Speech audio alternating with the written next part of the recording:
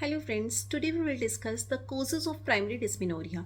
Primary dysmenorrhea होता क्यों है? जो हमने लास्ट टॉपिक्स में पढ़ा था कि टाइप्स ऑफ डिस्मेनोरिया क्या होता है, प्राइमरी एंड सेकेंडरी, और प्राइमरी के कॉजेज क्या हैं वो हम डिस्कस करेंगे।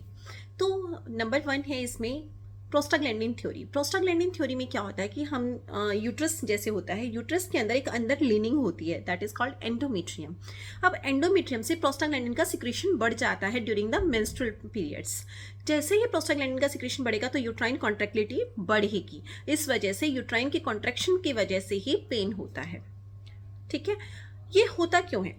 जो second half of menstrual cycle होती है उसमें प्रोजेस्टेरोन का अमाउंट कम हो जाता है, और प्रोजेस्टेरोन का अमाउंट कम होने की वजह से कॉक्स पाथवे होता है, COX COX pathway start activate हो जाता है और उससे प्रोस्टाग्लैंडिन की सिक्रेशन बढ़ती है। इसी वजह से वहां पर प्रोस्टाग्लैंडिन ज़्यादा रिलीज होता है थ्रू द एंडोमेट्रियम।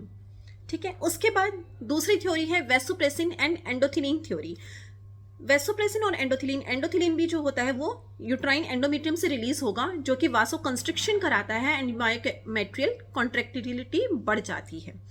फिर आता है वेसोप्रेसिन। वेसोप्रेसिन क्या करता है? वेसोप्रेसिन एक हार्मोन होता है जो कि पोस्टीरियर पिट्यूटरी से रिलीज होता है फीमेल्स की, और वो क्या करेगा? वेसोप्रेसिन वासो कंस्ट्रिक्शन करता है, ये वासो कंस्ट्रिक्शन करेगा एंड मायोमेट्रियल कॉन्ट्रैक्टिलिटी करेगा यूट्रस की।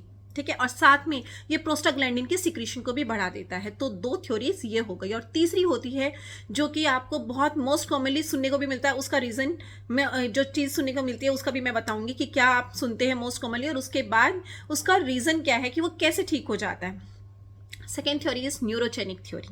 न्यूरोजेनिक थ्योरी में आपने बहुत बार ऐसा सुना होगा कि हम बोलते हैं कि कोई पेशेंट थी या कोई बंदी थी जिसको बहुत पेन होता था ड्यूरिंग पीरियड्स, लेकिन आफ्टर डिलीवरी या उसकी फर्स्ट प्रेगनेंसी के बाद उसको पेन होना बंद हो गया। तो उसका रीज़न क्या है? ये बहुत मतलब हम यूजुअली सुनते हैं लेकिन हम सोच नहीं पाते हैं, हमें पता नहीं होता कि why it is going to happen.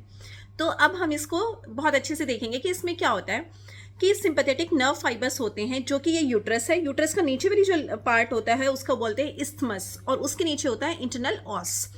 Isthmus और इंटरनल ऑस के पास जो सिंपैथेटिक नर्व फाइबर्स जाते हैं, ठीक है, वही वाले उसकी उसकी जो एक ब्रांच है वो बैक में भी जाती है। तो इसी वजह से जब डिस्मेनोरिया होता है या फिर मेंसेस होते हैं तो एब्डोमिनल पेन के साथ साथ बैक पेन भी होता है पेशेंट को, सुप्राप्यूबिक पेन भी होता है। ठीक है, तो अब क्या होगा? ये सिंपैथेटिक नर्व्स ओवर एक्टिव हो जाती हैं और ये पेन कॉज करती हैं in the region of isthmus and internal ऑस।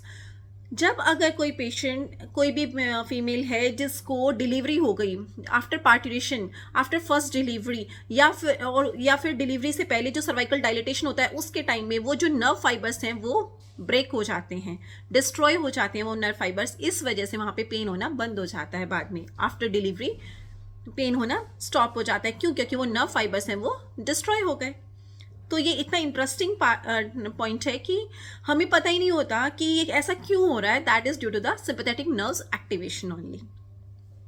ठीक है, उसके बाद फोर्थ मोस्ट कॉमन थ्योरी है साइकोसोमैटिक थ्योरी। हम देखते हैं एडोलसेंट फीमेल्स में या एडोलसेंट एज में भी बहुत सारी टेंशन्स होती हैं, डिप्रेशन है, एंग्जाइटी है। उस टाइम में भी फीमेल्स ज़्यादा कहती हैं कि मतलब अब ज़्यादा पेन हो रहा है, हमें मेंसेस में अब ज़्यादा पेन आ रहा है।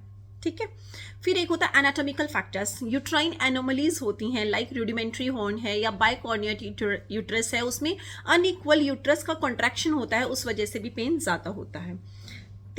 एक नेक्स्ट है रोल ऑफ केमिकल्स। केमिकल्स जो होते हैं लाइक प्लेटलेट एक्टिवेटिंग फैक्टर्स हैं या फिर ल्यूकोट्राइन्स हैं, ये रिलीज होते हैं बॉडी के अंदर, जो कि वैसो कंस्ट्रिक्शन कराते हैं, और इसकी वैसो कंस्ट्रिक्शन कराने के साथ साथ मायोमेट्रियल कॉन्ट्रैक्टिलिटी भी बढ़ जाती है। इस वजह से पेशेंट को पेन फील होता है ड्यूरिंग मेंसेस। ठीक है, तो अभी तक हमने पढ़ा कि कॉजेज क्या है प्राइमरी डिस्मेनोरिया के।